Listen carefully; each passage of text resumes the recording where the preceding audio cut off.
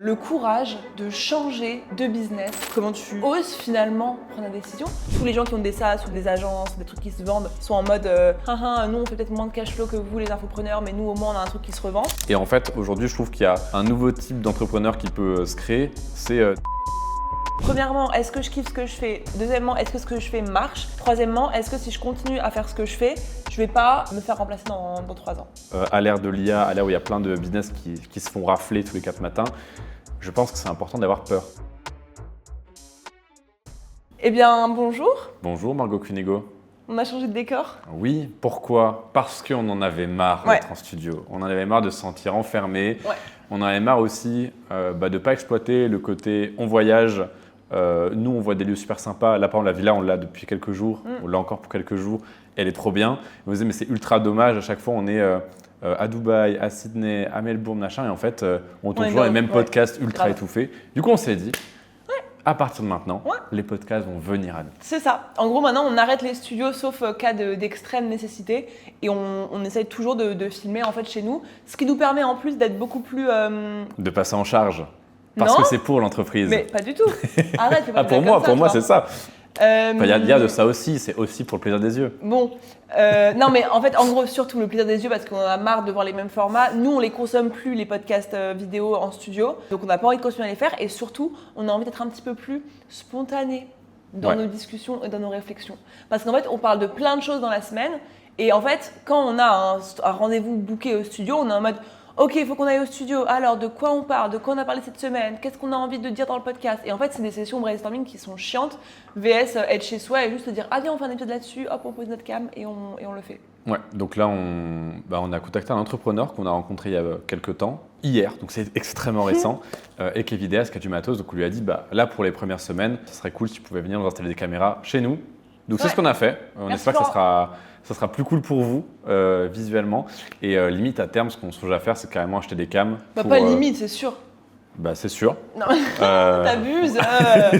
En ce moment, son truc, c'est de dire que je suis genre castratrice, voilà. Non, pas castratrice, c'est que tu téléguides les choix. C'est-à-dire qu'il y a des options présentées, tu me dis tu préfères A ou B. Je te dis je pense B, et tu dis mais A c'est quand même mieux. Mais oui, parce que si on attend que toi tu décides, on attend des années en fait. Mais non, parce si qu'il on y a devait plein de fois où je te attendre dis que tu prennes en main le podcast, louer des cams, réfléchir à comment on met en place, contacter des entreprises qui peuvent nous louer, là on n'aurait pas fait de tension pendant des mois et des mois. Mais là, elle parle pas du même sujet. Donc, elle parle vraiment pas du même sujet. C'est exactement le même sujet. Non, je te parle de lorsque tu me donnes le choix et qu'en fait finalement que je choisisse A ou B, tu fais non, mais moi je préfère quand même ça. C'est deux. Oui, effectivement, ça n'a rien à voir.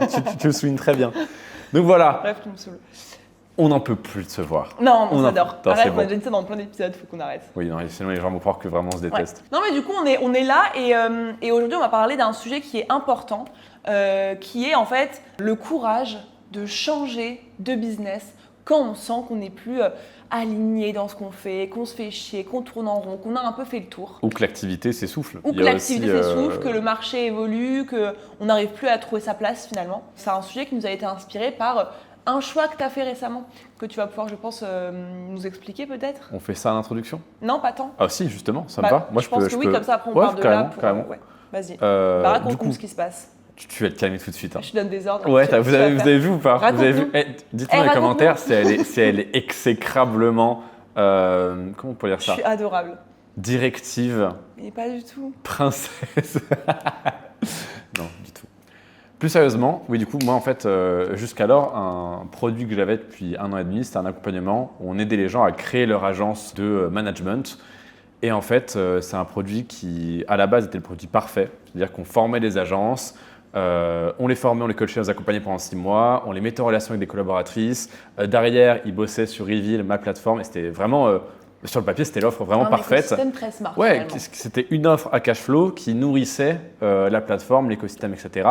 Sauf qu'en fait, après 1 an et demi, je me suis quand même rendu compte que la plupart bossaient pas vraiment parce que c'est une offre qui reste B2C. Donc en fait, ça nourrissait moins la machine que c'était censé le faire initialement. Qu'il y avait aussi un gros écart entre ce que le client payait et ce que nous, on avait en marge nette à la fin. Parce que 4 800 € TTC, tu enlèves 800 € de TVA, tu enlèves 800, 1000 € de frais de setting, closing, logiciel pour que le système tourne, etc. Déjà, tu es à 3000. Et sur les 3000, tu es engagé pendant 6 mois, tu as du support, tu as de la mise en relation, etc. Bref, c'était beaucoup moins un cercle vertueux dans mon activité que c'était censé l'être initialement. Et donc, même moi, ça me plaisait plus trop, c'est-à-dire repartir sur du débutant. Quand même, moi, ce domaine-là, j'y suis depuis fin 2021, début 2022. J'étais en mode bon. Et du coup, je me suis dit, mais en fait, ce que je vais faire, c'est pour continuer à nourrir mon écosystème, je vais juste mettre les créatrices qui me contactent les plus hautes avec les meilleures agences de France, celles que je connais qui font déjà des chiffres faramineux, prendre un cut d'apport d'affaires là-dessus, lorsque c'est sur d'autres plateformes que la nôtre, arrêter complètement l'accompagnement. Et aujourd'hui, en fait, mon quotidien, c'est que c'est la marketplace, c'est Reveal, donc c'est du SaaS, c'est de la tech, c'est du software. Et du coup, c'est ce dans quoi je suis baigné, c'est ce qui m'intéresse, c'est ce qui me stimule. Donc, je me suis dit, en fait, je vais faire ça parce que je pense que je suis même davantage pertinent moi-même sur le côté SaaS, logiciel, que sur de l'OFM basique où moi, j'en pouvais plus, quoi. Mais attends, juste avant, tu vas faire ça, c'est-à-dire, tu n'as pas expliqué… Oui, ça, pardon. Justement, en fait, proposer à des entrepreneurs qui ont une audience ou un infoproduit ou de la prestation de service et qui ont un business qui marche très très bien, à plus de 5 chiffres de marge par mois, mais qui ont le sentiment un peu de rien construire, c'est-à-dire que tous les mois, ils doivent relancer, oui. Ou alors, même s'ils ont un système en place, ils font beaucoup de cash, mais ils n'ont rien qui se valorise puisque leur business est basé sur eux, sur leur image, leur personal branding. Et du coup, je vais aider ces gens-là à trouver un projet tech, SaaS, média cohérent avec ce qu'ils ont déjà fait, avec leur audience et le créer avec eux, quoi. Donc, un consulting beaucoup plus cher, en faire beaucoup moins, mais travailler avec des gens plus smart, plus avancés, qui ont plus de budget, où c'est des projets plus ambitieux. Et arrêter complètement le côté B2C où moi je peux plus, même dans la com je pouvais plus, tu vois, on en a parlé pas mal de fois, le jargon, le lexique entrepreneurial. Et en fait il est vrai, on en a parlé plein de fois, le truc d'investir en soi, de passer à l'action, c'est ces termes-là qui nous ont poussé à le faire. Mais quand ça fait 6-7 ans que tu les dis, moi je sais que je ne pouvais plus, quoi. Tu peux plus. Carrément. Et après, j'aimerais bien qu'on parle de justement le process de comment tu te rends compte que ça te saoule, comment tu oses finalement prendre la décision. Parce que moi, c'est vrai que je t'ai vu depuis ces dernières semaines quand même de plus en plus stressée, de moins en moins… Pourquoi tu me regardes comme ça? Je suis à fond. Okay. J'écoute. Parce que des fois, tu me regardes comme ça et en fait, tu… Ah non, là, j'étais à fond. Non, mais en gros, ça fait plusieurs semaines, plusieurs mois limite. En tout cas, ça fait plusieurs mois que je te sens quand même beaucoup plus stressée par ton business que hypée, qu'il y a beaucoup de trucs que tu fais en mode j'ai la flemme, ça me saoule, je suis pas motivée, machin. Et surtout ces dernières semaines, ça s'est accentué, je trouve, où vraiment tu avais limite l'angoisse, la simple idée de bosser et donc tu faisais plus rien, quoi. Ouais, en fait, déjà, il y avait cette lassitude, ce truc de en fait, je me rends compte que ce qui devait faire vraiment full cash pour ma boîte, ça en fait pas tant que ça en termes de marge, que ça demande beaucoup de temps. Et que moi j'étais en mode c'est cool, on construit un écosystème cohérent. Et qu'en fait, quand tu te rends compte que, déjà t'en as marre de répéter la même chose depuis des années, qu'en plus ça nourrit beaucoup moins ton vrai projet, ton projet principal que tu ne le pensais, qu'il y en a plein qui font pas le taf, etc., qui ont été un petit peu attirés par le truc de oh putain, ça va être ultra facile. Pas du tout, on n'a jamais dit ça, quoi. Et du coup, ça mis bout à bout, j'étais en mode ça me saoule, je suis lassé. C'est pas idéal, mais en fait, pareil, quand ça fait 1 an et demi que je l'ai cette offre-là, voire même plus, tu as ce truc de… même Swanny, mon assistante, ma bras droit, me disait il faudrait peut-être changer et tout. Je dis mais on n'a rien d'autre comme offre. Donc c'est bien beau de dire qu'une offre, elle est pas ultra idéale pour notre boîte, mais on la remplace par quoi. Et du coup, c'est en discutant avec toi où j'étais en mode… on discutait dans la villa là, juste après la journée avec tes clientes. Et à moi, j'étais en mode même c'est ce que tu m'as dit, en mode pourquoi les gens ils te parlent? Et je fais ils ne me parlent pas pour mon extrême connaissance de l'infoproduit, ils ne me parlent pas pour les ads où j'y connais rien. La plupart ils me disent ah putain c'est fort ce que tu as fait avec le truc tu as fait de la prestat de service, tu as vendu de l'infoproduit sur cette prestat de service et l'audience que tu t'es constituée en lançant ton infoproduit, tu en as fait un truc sympa, un média et une marketplace. Et du coup je me suis dit mais en fait je pense que ça doit résonner avec plein d'entrepreneurs. Avec moi genre? Avec toi par exemple. On attend le post LinkedIn là. Oui, du coup je vais exploiter honteusement Margot. Bah oui, parce que moi j'aurais jamais lancé un SaaS si on n'en avait pas parlé, jamais de la vie. Genre en gros c'était, moi je faisais de l'argent avec mon activité. Effectivement je me disais et surtout tout le monde me disait et surtout je voyais, et ça c'est pour ça que je pense que tu as une grosse place à prendre, c'est qu'en fait on voit tous les gens qui ont des SaaS ou des agences, des trucs qui se vendent, sont en mode nous on fait peut-être moins de cash flow que vous les infopreneurs, mais nous au moins on a un truc qui se revend. Et du coup, quand tu es infopreneur et que tu sais que effectivement tout repose sur toi et que tu crées rien qui a une valeur en soi, que tu peux revendre en tout cas à un moment, et alors tu complexes, c'est un grand mot. Oui. Mais tu vois, Du tu as un FOMO, peu la quoi. guéguerre des SaaS ou des agences qui vont te dire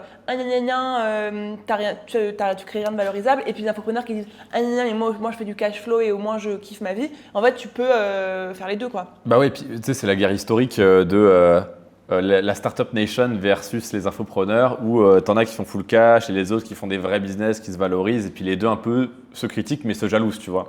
Et en fait, aujourd'hui, je trouve qu'il y a un nouveau type d'entrepreneur qui peut se créer. C'est des gens qui viennent de l'infoproduit, du coup qui sont constitués une audience, qui font full cash et qui sont bien plus orientés bootstrap et vrai marché parce qu'ils sont allés chercher de la conversion, parce qu'ils ont testé, ils ont de la data, ils ont des process, ils ont des équipes. Et en fait, ces gens-là, ils ont une mine d'or entre les mains. Ils peuvent créer un soft, un média, bref, juste un truc qui répond aux besoins de leur audience existante, qui est vraiment juste le prolongement naturel, tu vois.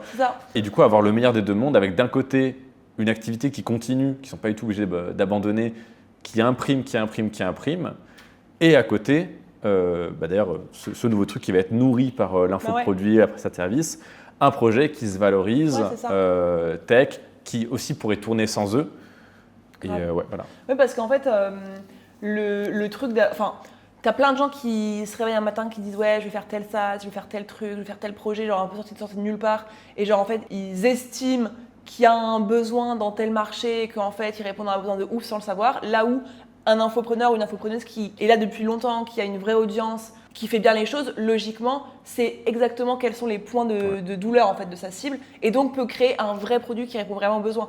Moi par exemple avec Lenda, j'ai pas sorti de nulle part, décidé un matin sans rien connaître à ce monde-là que en fait les entrepreneurs qui se lancent ont besoin d'un outil simple pour créer des landing pages et automatiser leur conversion. J'ai vu que mes clientes, en fait, les liens qu'elles mettaient en bio, c'était pas toujours optimisé, leur page system.io, elle c'était pas toujours. Elles étaient horribles, tu peux le dire. Oui, mais comme tout le monde, pas mes clientes, tout le monde, voilà, parce qu'en fait c'était difficile de créer une page sur system.io et tout, et que du coup ça faisait que des prospects arrivaient sur leur lien en bio, t'arrives sur une page qui tu comprends rien, le copy n'est pas bon, le truc est pas cohérent, et du coup ça répond à un vrai besoin. Mais genre si j'avais pas eu mon audience, mon business et mon avatar et que je le connais pas par cœur, j'aurais pas créé un produit qui touche vraiment les gens en plein cœur. Donc moi je trouve même que le chemin avoir soit fait de la prestation de service, soit avoir une agence, soit avoir une formation, un produit, un coaching, peu importe, et ensuite lancer un logiciel parce que tu connais leurs besoins et que du coup tu peux vendre à des gens déjà, tu as déjà une audience, c'est limite le chemin presque plus smart que se réveiller un matin et vouloir faire un SaaS. C'est ça, il y a plein de gens qui sont en mode putain, j'ai une idée de SaaS. Et c'est vraiment le truc inverse de ce qu'il faut faire. J'avais fait du coup un de mes premiers posts LinkedIn, je suis revenu sur LinkedIn. En gros, je disais, mais faut pas avoir une idée et dire ah tiens, je vais trouver des clients pour cette idée. Il faut juste très bien connaître un groupe de personnes et dire ok, ils ont un problème et il se trouve que le meilleur moyen de résoudre ce problème, c'est un logiciel, c'est un outil tech, etc. Tu vois, donc tu pars de l'audience. Toi, tu n'as pas dit ah tiens, j'ai une idée de trucs qui ne servent à rien, machin. Est-ce que je peux trouver des clientes? Tu as fait non, mes clientes et celles qui ressemblent à mes clientes, le même avatar global, leur problème, c'est les landing page. Je fais un truc de landing page, tu vois. Ouais, grave. Et toi, tu as un truc qui est super puissant, c'est que tu as la capacité de distribution. Surtout à l'ère où créer un SaaS va devenir de plus en plus accessible avec les LLM. En fait, la valeur du produit en tant que tel va baisser.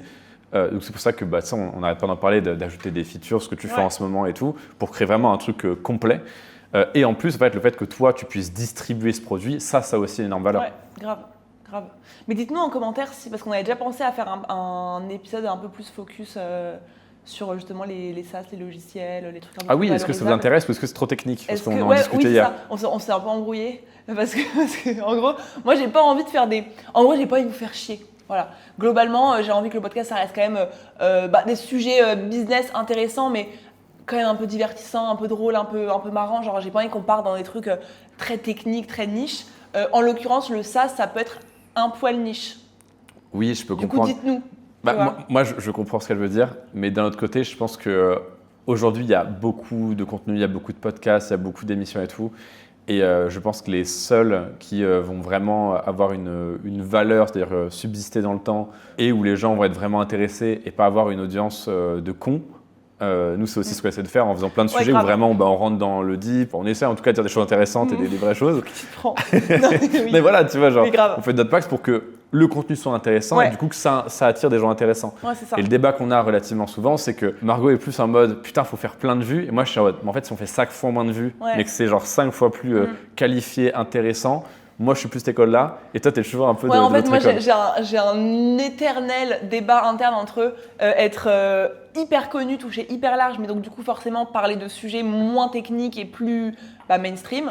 Ou alors avoir une audience plus petite, mais très engagée, très smart et très qualifiée, quoi. Donc c'est un éternel débat, mais je trouverai la réponse un jour à cette spoiler, ultime. non. Voilà. Mais du coup, dites-nous en commentaire, est-ce que typiquement un épisode, genre, on compare un peu les business, genre logiciel, VS agence, VS Presta, infoprenariat, vu que c'est à peu près tout ce qu'on a fait, et qu'on parle un petit peu plus des business genre valorisables, entre guillemets.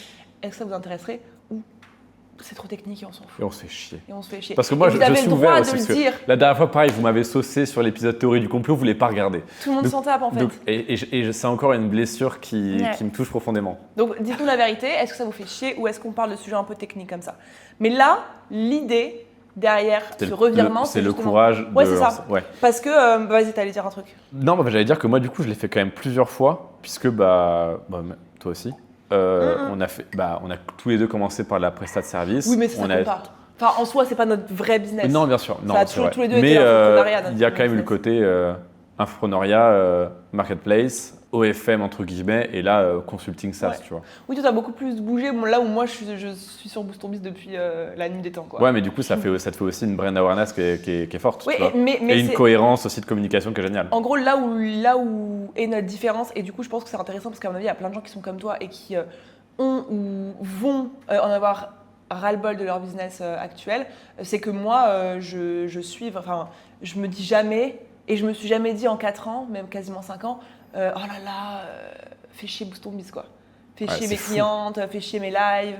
Alors j'avoue, je vais pas dire que des fois j'ai pas la flemme de faire un live. Enfin, faut pas... bon, t'as pas tout le temps envie de faire des lives. Mais toutes les clientes qui me regardent, je vous aime. Mais c'est vrai que des fois, surtout là à Bali par exemple, demain soir, vendredi, j'ai un live à 23h. Bon voilà, des fois je suis en mode chiant. Oui, mais globalement, j'en fais 3 lives par semaine, et j'en ai jamais marre. Genre, je suis trop contente de les retrouver.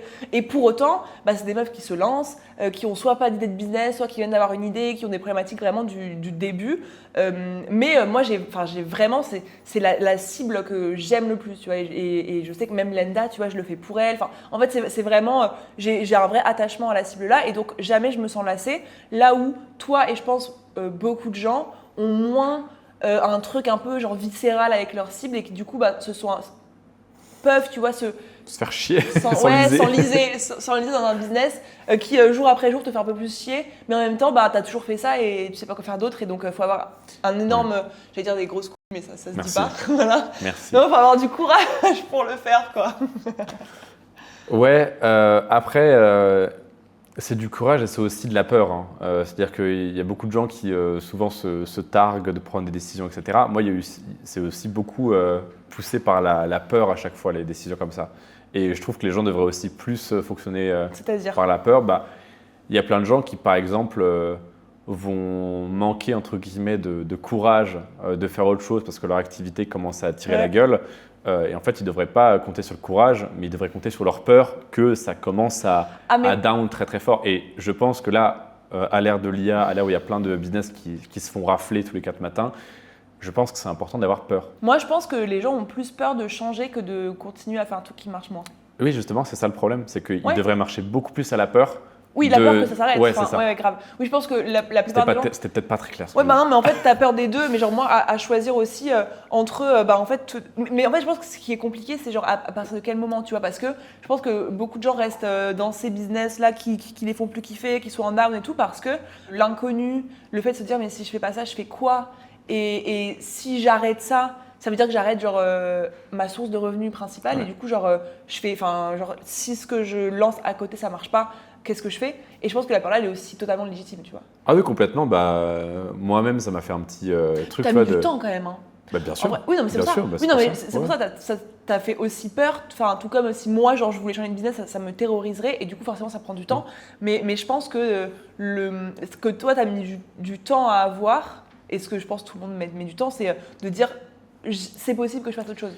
Toi, pendant très longtemps, t'étais en mode mais non, je ne peux pas faire autre chose. Bien sûr, mais il faut aussi faire le travail de recherche intellectuelle à côté avant de bien sûr juste dire putain, j'arrête, de te construire un plan et pas juste de faire ok, j'arrête. Moi, je sais que j'aurais pas pu arrêter si on s'était pas posé en mode ok, quelles sont tes compétences, quelles sont tes expériences, et que ça soit tangible dans mon esprit de ok, on arrête ça pour telle et telle raison et on va lancer ça parce que ça paraît cohérent pour telle et telle raison. Ouais. Et moi, je pense qu'il y a aussi un truc de genre tête dans le guidon parce que typiquement, comment t'expliquerais genre pourquoi est-ce que selon toi, t'as mis genre des mois à te poser et à dire ok, qu'est-ce que je fais?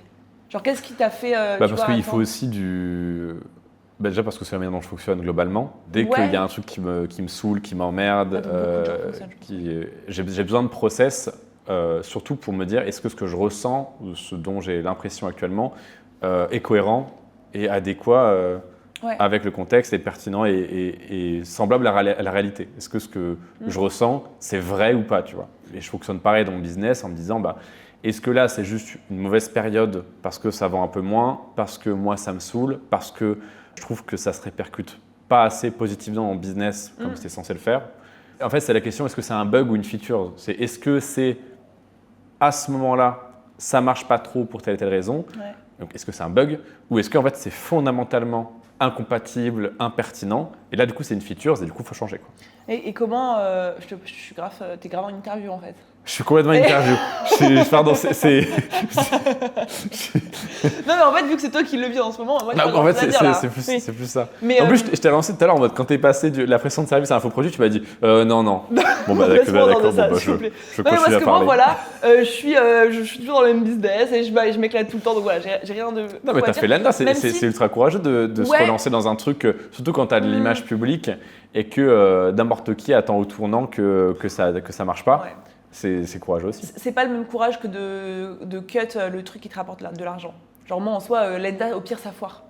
Oui, mais c'est quand même relativement courageux parce que, mais surtout quand c'est public en fait. Quand c'est public et que tu as une masse de gens qui t'aiment pas et qui attendent que des trucs qui ne marchent pas pour toi, il y a faire un truc et faire un truc à l'annoncer, tu vois. Ouais, grave. Faire un truc à l'annoncer, c'est courageux, même si c'est pas ton business principal. C'est mignon. Et du coup, toi tu vois Non, mais parce que en fait, ça m'intéresse, enfin, c'est intéressant. Moi, j'ai envie justement qu'on puisse avoir un sort de guide, même si c'est complètement différent. Le guide complet. Selon chaque personne. En 5 étapes. Non, mais d'avoir un process un peu de se dire, parce que moi aussi j'ai des idées, parce que j'ai plein de clients aussi qui ont déjà changé d'activité, donc je vois un peu les patterns, si je puis dire. Ouais. Et non, mais en gros, toi, tu dis donc ton truc, ta métaphore de c'est un bug ou une feature. En gros, c'est quoi les critères, en gros, sur quoi tu te bases pour dire à un moment, ok, c'est pas juste une période où je suis un peu saoulée et vraiment, c'est un truc sur lequel je me vois plus sur du long terme et il faut vraiment que je change.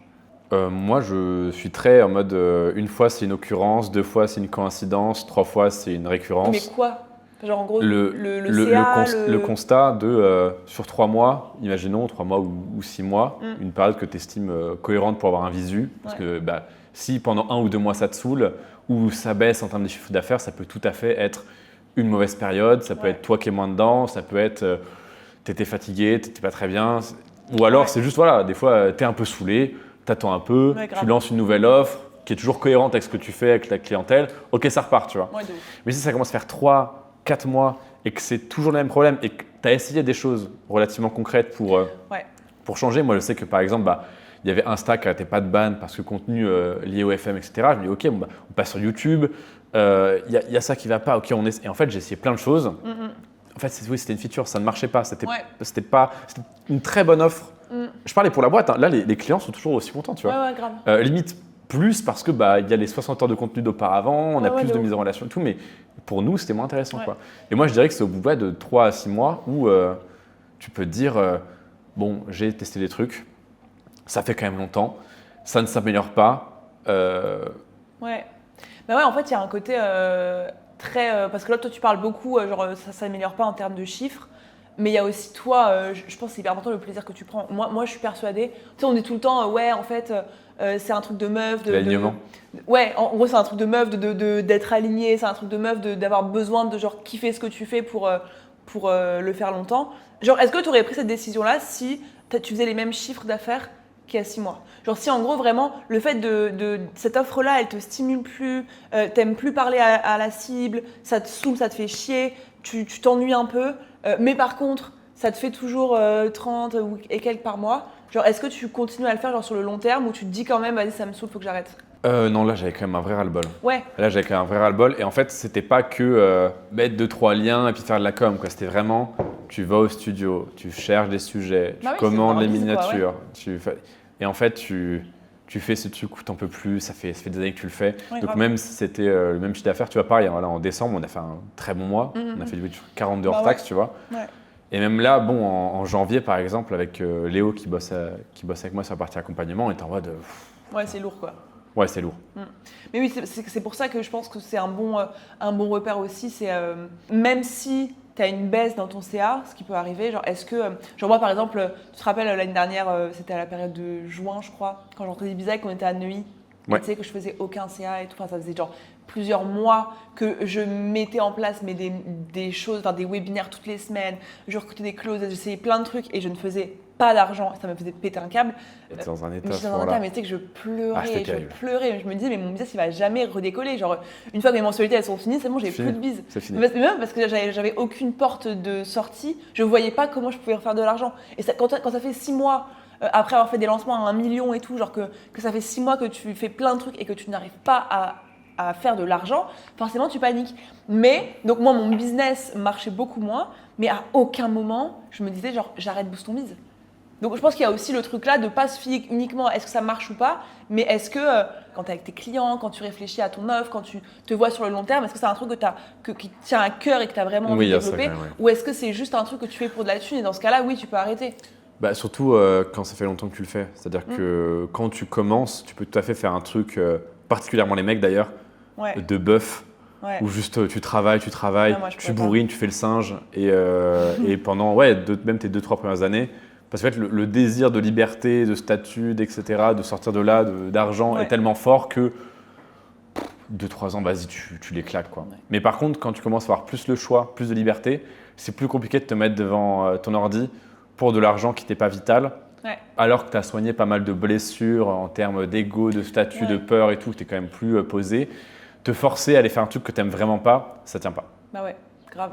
Et du coup, c'est à ce moment-là, je pense, quand ça fait, comme tu dis, quand ça fait 3 mois, 6 mois, que tu essayes plein de trucs et que en fait, fondamentalement, ça te fait chier. Et même, genre, est-ce que tu t'imagines le faire 10 ans? Genre, toi, tu vois, je t'aurais demandé il y a 6 mois, est-ce que tu dois faire ton accompagnement pendant 10 ans? Jamais de la vie. Non. Je pense. Non, mais moi, je suis très à l'aise à l'idée de faire plein de choses. Enfin, c'est-à-dire que… non, mais ce que je veux dire, c'est qu'en gros, est-ce que tu pourrais, pour savoir si tu aimes encore vraiment ce que tu fais, est-ce que tu pourrais te voir le faire pendant 10 ans, tous les jours, sans que ça te fasse chier, tu vois? Bon, moi, je suis pas d'accord. Parce que même Reveal, je me vois pas le faire pendant 10 ans, tu vois. Oui, je sais pas, 3 ans. Tu m'engueules pas. Non, mais 10 ans, j'abuse. Est-ce que tu dois faire pendant 3 ans, peut-être? Bien sûr. Toi, tu dois faire Reveal pendant 3 ans. Oui, des années. Mais le 10 ans, il était quand même… Non, 10 ans, il est hard. 10 ans, bon, c'est une décennie… Non, j'abuse. Mais est-ce que ce que tu fais aujourd'hui, ça peut te hype et tu te dis, putain, dans 1 an, 2 ans, 3 ans, je ferai la même chose et je vais encore le développer et j'ai la vision de ouf. Si t'as pas ça, bah effectivement, peut-être que… il est temps de passer ton tour, quoi. Mais pareil, c'est aussi un truc de meuf d'être quand même plus patiente, tu vois, par exemple. Toi, par exemple, dans pas mal de contenus de live, tu répètes beaucoup des conseils fondamentaux qui sont complètement valables. Mais toi, vu que tu es extrêmement patiente, ça te dérange pas du tout, tu vois. Ouais, truc de meuf ou pas. Hein. Moi, genre des Alison, des Chloé, des Margot et tout, toutes mes potes, même Méline et tout, tu les remets pas 2 fois à dire la même chose. Hein. Ok. C'est peut-être juste toi. C'est un truc de personnalité. Genre moi, vraiment, j'ai aucun problème depuis 3 ans, 3 fois par semaine en live à redire les mêmes concepts, genre, parce qu'en fait, je sais que ça les aide. Mais la plupart des gens que je connais, mais je disais pas du tout que ça les aidait pas, machin. C'est oui, bien sûr. Moi aussi, l'accompagnement, en fait, tu as des fondamentaux où en fait, les gens sont en mode en fait, c'est vraiment différent et spécial pour moi. Alors oui, très légèrement, mais en fait, ça s'applique quand même. Ah ouais. Voilà comment l'adapter à ton truc, etc. Et en fait, moi, je sais que j'ai pas la patience, tu vois. Ouais. J'ai pas la patience. Oui, non, mais c'est vrai que je sais pas comment je fais pour prendre la remarque. Je sais pas comment tu fais non plus. Mais vraiment, Je sais pas mais comment en plus, tu fais. je le dis à mes clientes, désolée, mais je l'ai dit avant-hier, je l'ai dit la semaine dernière, je l'ai dit. Mais en fait, en gros, mes Non, ça m'en clientes, fout. elles restent en Non, live ça m'en fout. jusqu'à ce qu'elles en aient marre, tu vois. Et au bout d'un moment, en fait, elles disent oh, c'est bon, j'ai entendu 15 fois la même chose ou 100 fois la même chose, j'arrête de venir. Et elles font leur vie, elles lancent leur. Enfin, tu sais, elles lâchent le truc, quoi. Mais celles qui sont en live, ça veut dire qu'elles ont besoin de ces mêmes choses que je répète tous les jours depuis 3 ans. Je sais pas comment tu fais. Et j'en ai. Enfin, ça me dérange pas, genre, vraiment, ça me dérange pas. Mais parce que j'aime trop. La folle du bus. Vraiment, j'aime trop. La folle du bus. Donc voilà, moi, aucun doute sur le fait que genre, je suis toujours dans le bon business. Oh oui, toi, alors là, je moi, me fais aucun doute. Genre vraiment, si j'ai plus de boost on mise, Qu'est-ce que tu fais? Je sais pas. Là déjà, j'ai plus le côté, plus trop le côté genre acquisition, vente et tout. Donc déjà, ça c'était la partie. Oui, juste t'as le tournage des ads. Ouais, c'est ça. Le tournage des ads, j'ai mes lives et voilà, c'est tout.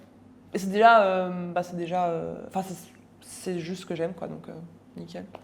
Mais ouais, du coup, on change de business. Et donc, là, c'est quand tu commences à avoir. Genre, tu te poses la question, tu te dis est-ce que vraiment je suis toujours dans le bon truc? D'ailleurs, en fait, c'est aussi un truc, notamment pour toutes les personnes qui nous regardent, qui sont genre coach, freelance, presta, quoi que ce soit. Genre, hormis le fait que tu sois plus ou moins hype par ton truc, genre, il y a un énorme truc qui arrive avec l'IA. Bon, on va pas en parler, on en a parlé dans le podcast, dans un des derniers. Mais en fait, tu dois.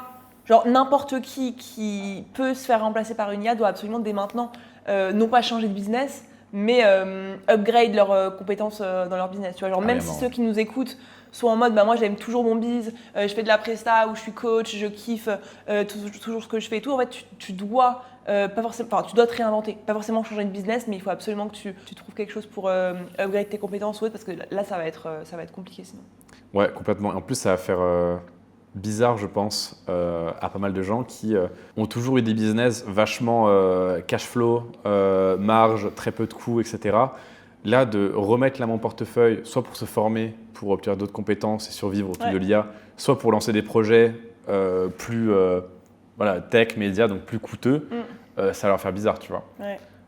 Voire même très bizarre. Et je pense que les grands perdants, ça va être ceux qui vont dire non, mais ça touche tout le monde, mais pas moi pour l'instant. Ça va toucher tout le monde. Oui, mais il y en a plein qui vont délai en mode oui, bien sûr que mon métier va être impacté, mais genre dans 3 ans. Ouais, non. Pas du tout.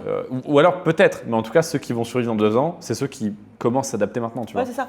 Et en fait, encore une fois, en gros, pour moi, c'est pas un truc mauvais dans le sens où les gens qui s'y prennent à temps et qui se disent ok, je risque de me faire remplacer, comment est-ce que je fais, vont devenir pour le coup indispensables. Genre, et si tu résistes à l'IA et que tu te formes, tu as plus de compétences, tu as plus un aspect stratégique, tu apprends des choses, genre je sais pas, le management, des trucs que tu peux, qui sont pas remplaçables, à partir de ce moment-là, tu peux être bien mieux payé que tu ne l'étais avant et devenir absolument indispensable. Genre moi, je sais dans les gens qui m'entourent, dans les gens avec qui je travaille, qui est indispensable et qui ne l'est pas, tu vois. Et genre typiquement les responsables des pôles et tout, en fait, l'IA ne les remplacera pas, tu vois. Va faire une IA qui remplace Méline. Bah ouais, impossible. Malana, Alison et tout, jamais de la vie. C'est impossible. Et donc du coup… Oui, puis en plus, elles sont tellement, entre guillemets, multitâches, multipôles. Mais en fait, c'est ça, c'est ce qu'on se disait dans le podcast, c'est que tu peux plus te dire genre « Ah ouais, moi je sais écrire des mails » ou « Moi je sais, je sais pas, faire du montage ». Non, genre ça, les IA, elles savent le faire aussi. Et même s'il y a encore des gens qui sont pas trop à la page et qui préfèrent encore payer plutôt que de faire par l'IA, en fait… les gens, c'est des chefs d'entreprise, donc très vite, quand ils vont se rendre compte qu'ils peuvent économiser 2000 balles par mois, ils vont les faire. Oui, d'ailleurs, moi, j'ai beaucoup de mal à comprendre un petit peu les gens qui crient en mode quoi, remplacé par une IA, ça, mais moi, je consomme pas, ou alors moi, j'achète pas, machin. Je suis en mode, mais le monde est libéral, en fait. Donc, les gens vont pas payer d'autres gens par charité si le travail peut être autant, si ce n'est mieux fait par une IA. En fait, c'est ça, genre typiquement… Les artistes. Moi, les artistes, les designers, les machins, etc., qui disent c'est pas fait par un humain, c'est honteux. Malheureusement, en fait, c'est le monde, quoi. Et malheureusement, les gens vont bientôt plus faire la différence. Oui. Tu vois, là aujourd'hui, tu remarques encore quand une vidéo est. Bon, alors moi, je suis une boumeuse de ouf, donc moi, je remarque pas du tout. Des fois, je suis en mode, mais t'as vu? Et tu me dis, mais c'est l'IA. Voilà. T'es sûr?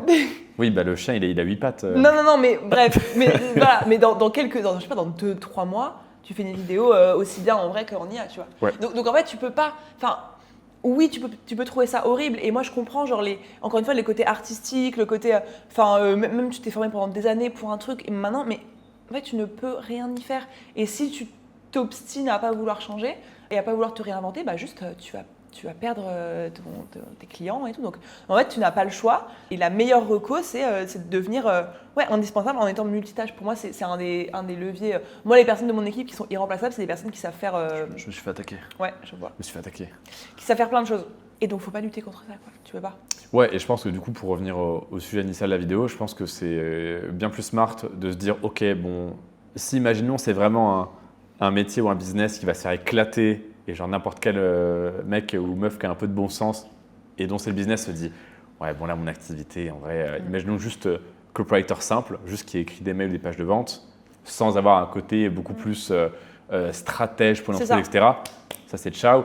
Soit tu upgrades direct et tu deviens quelqu'un, voilà, un stratège qui va pouvoir vraiment épauler des infopreneurs ou d'autres business sur tout l'aspect communication écrite ou visuelle. C'est ça.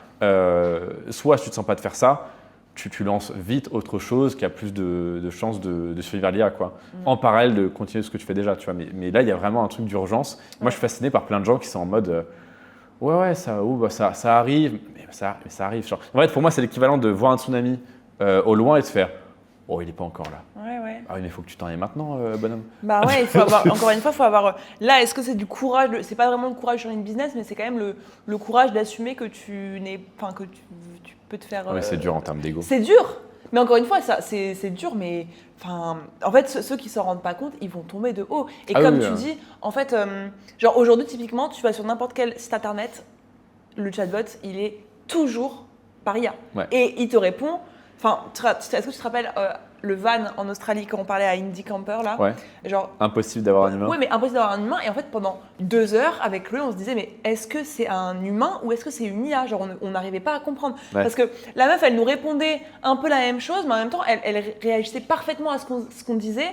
Et genre, elle parlait vraiment pas comme un message automatique, tu vois, elle répondait vraiment à nos messages. Et donc, en fait, tout ce qui est service client, support, SAV, tout ce qui est... en fait, il y a tellement de métiers, même genre Claude aujourd'hui qui peut te réserver un resto, ou qui peut trier tes mails ou quoi. Genre, en fait, même les trucs... n'importe quelle tâche peut être et va être remplacée. Genre aujourd'hui, pourquoi tu ris? Non, je vais parler d'un truc après. Ok, non, mais genre aujourd'hui, je sais pas, moi, si. Genre, un exemple tout con, là, je prépare le 01 Event en la seconde édition qui va être en mai. Donc, du coup, je parle beaucoup avec Claude, mais genre, c'est du niveau d'un consulting. Un mec pourrait me vendre ça, genre 50 000 balles, tu vois, genre l'argent qu'il me fait gagner, les trucs que je vois pas. Et quand tu apprends à vraiment l'utiliser et à te dire, tu sais, à lui apprendre à te dire quand tu dis de la merde ou quand tu vois pas un truc, ou tu sais, genre tu lui dis des trucs tout cons, mais genre pense un peu au-dessus de ce qu'on a vu. En fait, il est genre 10 000 fois plus smart que nous. Donc, même les trucs de consulting, en fait, tout peut. Ouais, tu vois, moi, là, récemment, je me suis mis une claque un peu. Parce qu'avant, tu vois, j'utilisais le chat et tu me disais, mais espèce de singe, va sur Claude, tu vois.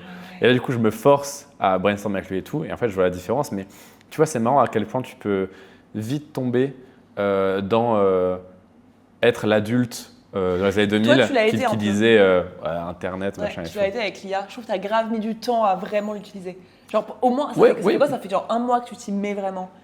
Genre avec Claude vraiment. Ouais, c'est ça. Avec Claude vraiment, ça fait 1 mois. Tu sais, pendant 1 an, tu me dis ouais, mais moi mon business il est trop technique et tout. Je te dis mais non, mais. Mais parce qu'avant j'étais sur chat et effectivement dès que je lui parlais de trucs techniques c'était aux fraises, tu vois. Non, mais Claude, et Claude, ça fait combien de temps que toi tu le ponces? 4-5 mois, je pense. Ouais, oui, donc j'ai eu 3 Ouais, mais attends. Ça... Oui, non, mais c'est vrai. Oui. Non, mais c'est vrai. Ouais, mais tu vois, je me suis rendu compte, à un moment j'ai fait. Ouais, grave. Non, effectivement, tu fais le singe en mode je verrai plus tard, pas machin. Besoin. Et non, pas besoin, c'est je verrai plus tard, et puis bon, voilà, ce que j'ai, ça fait le tard. Oui, en fait, pas besoin, t'as raison. Et le truc de je verrai plus tard, c'est bon, machin, tu t'y mets, tu fais. Ouais. Mais, et je sais plus qui disait ça, il y a un philosophe qui en parlait, qui disait que ça allait être vraiment le plus grand drame de l'humanité, de ne plus être l'être le plus intelligent, en fait. Ouais. Et d'avoir ce côté, du coup, très nihiliste de, en fait, même ça, ce qui me restait, d'être l'être le plus intelligent, Même ça, je l'ai plus, quoi. Ah ouais. Et là, tu vois, des fois, c'est un petit peu réducteur quand tu vois vraiment que tu lis un truc de Claude, tu fais putain, Ah ouais. ouais. Mais en Tu fait, vois, en termes d'ego, c'est. ouais, ouais. Genre par exemple, moi j'ai créé du coup aussi mon coach IA dans Boost Ton Biz, le BT-Bot. Et en fait, genre par exemple, je l'utilise là beaucoup sur Scale Ton Biz, donc le mastermind. Et tu sais, genre c'est vraiment des sujets tu sais, techniques, de créer des offres scalables, l'acquisition, machin. Mais il a une analyse que genre, je n'aurais jamais eue après 5 ans d'entrepreneuriat, après avoir fait des millions avec des lancements. En fait, il sait voir des trucs que genre... Ouais. Et tu deviens... genre, t'as rien à apporter, quoi. Le mec, c'est une IA, il te fait un développement, il voit ce qui va pas, des trucs de positionnement, des trucs de prix. Ouais, mais est-ce que t'as pensé que ta cible, c'était plus telle personne, donc elle réagit, c'est pas comme ça. Et puis en fait, tu lances à tel moment, mais en fait, c'est pas le bon timing parce que si, parce que ça. Et genre, tu te dis, mais en fait, t'es débile, quoi. Et là, ça s'inverse carrément. Je sais pas si vous avez vu. Alors, je sais pas si c'est un vrai site avec des vraies transactions, mais tu as un site là qui a beaucoup fait parler qui s'appelle rentnewman.ai. Et c'est en gros un site où des agents IA ont du budget donné par machin et genre payent des humains pour aller faire des tâches dans le monde physique. Ouais. En mode va à tel endroit et puis prends un panneau publicitaire, machin. C'est lunaire. Et tu vois, on devient tellement. Genre, genre on est les pantins de l'IA, quoi. Je fais un petit guess, comme ça je pourrais sortir la vidéo dans 5 ans et dire ah, j'avais raison. Je pense que c'est carrément des boîtes où ça va être l'inverse, où en fait les gens vont travailler pour des IA qui leur diront ouais, passe au supermarché, va faire ça, machin. Et genre les CEO, les chefs de pôle, ce sera des IA. Et les humains seront les basses petites mains qui ne feront le seul truc que les IA ne pourront pas trop faire ou difficilement ou de manière coûteuse, c'est-à-dire aller dans la vraie vie. Ouais. Et genre, va ici, fais ça, fais le truc, machin. Telle personne, va négocier tel truc. Ouais. Mais écoute, il faut s'y mettre dès maintenant. Hein, se dire. Je pense que là, tout le monde doit se poser la question de, premièrement, est-ce que je kiffe ce que je fais? Deuxièmement, est-ce que ce que je fais marche? Troisièmement, est-ce que si je continue à faire ce que je fais, je vais pas me faire remplacer dans 3 ans? Ouais. Alors c'est important. Sinon, finito. Complètement. Eh bien, c'était pas mal, je trouve. Ben on a pensé quoi? Moi, j'ai kiffé. On a fait combien de temps là? Et puis je pense, un peu moins d'1 heure, je pense. Hein. Ouais, tac. Ouais, je pense que c'est ça, du 45 minutes, je pense. Et moi, en tout cas, ça a été hyper smart ton. Et je pense que C'est parce que je suis bien accompagné. Non, mais ouais, à mon avis, t'es pas le seul, donc voilà, il faut regarder les choses en face. Non, en fait, il faut regarder les choses en face, je pense. Ouais. Genre, il faut arrêter de se monter la tête, de se dire oui, mais c'est parce que je le fais depuis 5 ans, donc en fait je reste dedans, ou ça me rapporte tant, donc en fait je reste dedans, ou alors oui, mais l'IA c'est plus tard. Il faut juste voir les choses en face et se dire concrètement quels sont les changements que je dois faire et qu'est-ce que je dois prendre comme initiative, quelles sont les décisions que je dois prendre. Sinon, mais juste voilà. Ouais, complètement. Vous aura prévenu en tout cas. Exactement. Vous aura prévenu. Merci ma vie, c'était trop bien. Merci à toi. J'aime trop, je me suis plus fait interviewer là. Ça va sur la fin, je trouve. Oui, ça va. Ouais. Mais, la première partie, c'était vraiment. Oui, mais parce que j'avais rien à dire, moi j'ai pas changé de business. D'ailleurs, si vous correspondez à mon avatar, n'hésitez pas. Comment on te contacte Sur LinkedIn, Mano Labranche. Tu m'envoies Sympa. un petit message et puis on parle de votre projet. Sympa. Donc voilà. si vous voulez créer un business valorisable et investir le cash flow que vous avez avec votre business actuel dans un actif qui se valorise, qui prend de la valeur, qui peut être revendu et qui s'adapte aussi au marché actuel, finalement, contactez-le. En fait, elle explique mieux que moi. Non, mais contactez-la. Non, mais c'est vrai. Et encore une fois, même si vous n'avez pas l'idée, justement, parce que moi, quand on a l'idée de l'ENDA, petit aparté 2 secondes. Il est sympa.